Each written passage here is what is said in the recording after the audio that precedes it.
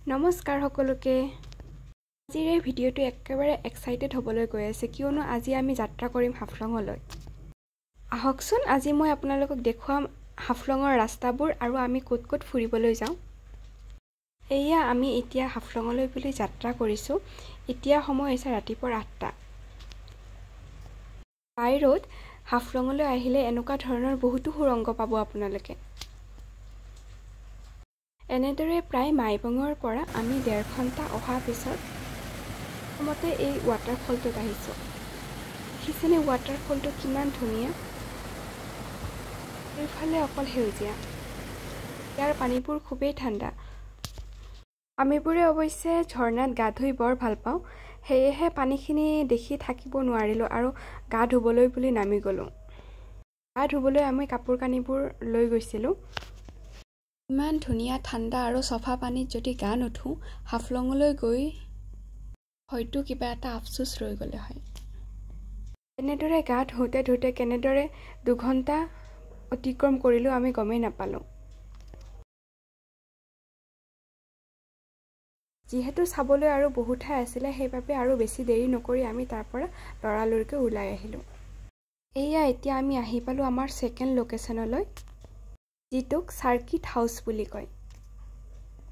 চাওকচোন সাৰ্কিট হাউসৰ চাৰিওফালৰ দৃশ্য এয়া কিমান ধুনীয়া ধুনীয়া ভিউ চাবলৈ মানুহে ইয়াতে আহে চাওকচোন কিমান ধুনীয়াকৈ দেখিবলৈ পোৱা যায় ভিউ চাৰিওফালে সেউজীয়া আৰু সেউজীয়া অকল এই ভিউবোৰ চাবলৈ মানুহে বহুত দূৰৰ পৰা ইয়ালৈ আহে যদি আপোনালোকে হাফলঙলৈ ফুৰিবলৈ আহে তেতিয়াহ'লে এই ঠাইডোখৰ একদম নাপাহৰিব ফটোশ্বুট ভিডিঅ' শ্বুটৰ বাবে এই ঠাইডোখৰ একদম পাৰফেক্ট হয় আৰু এটা ইনফৰমেশ্যন দিবলৈ ৰৈ গ'ল ইয়াত কোনো ধৰণৰ এন্ট্ৰি ফিজ নালাগে ইয়াৰ ভিজিট ফ্ৰী হয় এনেদৰে আমি ইয়াত কিছু সময় পাৰ কৰাৰ পিছত আমাৰ ৩ নম্বৰ লোকেশন আহি পালোঁ এয়া চাওক হাফলং লেক এয়া হেঙিং ব্ৰিজখনৰ ওপৰত উঠি মই এতিয়া ভিডিঅ' কৰি আছোঁ হেঙিং ব্ৰিজখনত উঠোতে অলপ লৰে কিন্তু তাতে ভয় কৰিবলগীয়া একো নাই এই ঠাইডোখৰো বৰ ধুনীয়া ইয়াতো কোনো ধৰণৰ এন্ট্ৰি ফিজ আপোনালোকক নালাগে এতিয়া চাবলৈ আৰু বিশেষ একো নাছিলে সেইবাবে আমি তাত কিছু সময় থাকি নেক্সট লোকেশনলৈ বুলি ওলালোঁ এয়া হৈছে আমাৰ আজিৰ লাষ্ট লোকেশন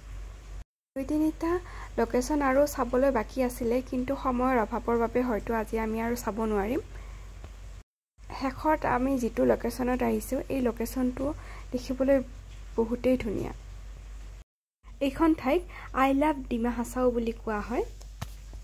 ইয়াত আহিবলৈ কিন্তু আপোনাক এন্ট্ৰি ফিজৰ দৰকাৰ হ'ব ইয়াত বেলি মাৰ যোৱা সময়ৰ দৃশ্য বহুত ধুনীয়া সেইবাবে এইখিনি সময়তে ইয়াত বেছিভাগ মানুহ হয় যেহেতু লাহে গধূলি হৈ আহি আছিল সেয়েহে আমি আৰু বেছি দেৰি নকৰি মাইবঙলৈ আকৌ পুনৰ ঘূৰি যাত্ৰা কৰিলোঁ এইলৈ আপোনালোকক দেখুৱাম মই মাইবঙৰ আমি ক'ত ঠাইত ফুৰিবলৈ যাম যদি এই ভিডিঅ'টি চাই আপোনালোকৰ ভাল লাগে তেতিয়াহ'লে মোৰ এই ভিডিঅ'টি লাইক আৰু মোৰ চেনেলটো ছাবস্ক্ৰাইব কৰি দিয়ে যেন